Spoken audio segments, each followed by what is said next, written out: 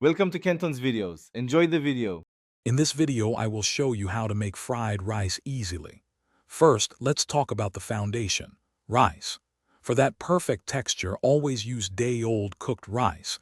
It's drier and won't clump. Next, gather all your ingredients. Think about your favorite vegetables, a protein like chicken or shrimp, and essential sauces.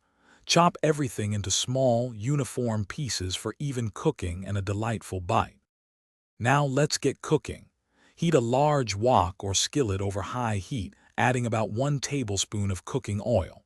First, cook your protein, whether it's chicken, shrimp, or tofu, until it's fully cooked through.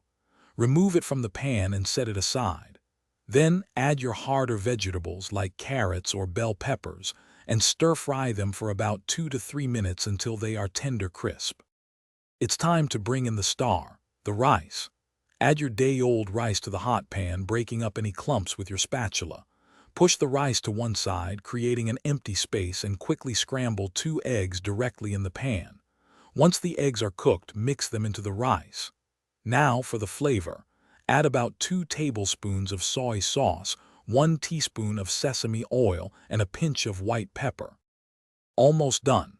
Return your cooked protein and any softer vegetables like peas or corn to the pan.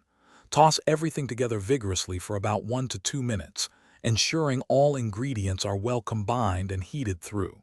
Give it a quick taste and adjust seasonings if needed. Garnish your delicious fried rice with fresh chopped green onions and serve it immediately for the best experience. Enjoy! Thanks for watching. Consider subscribing if we helped you.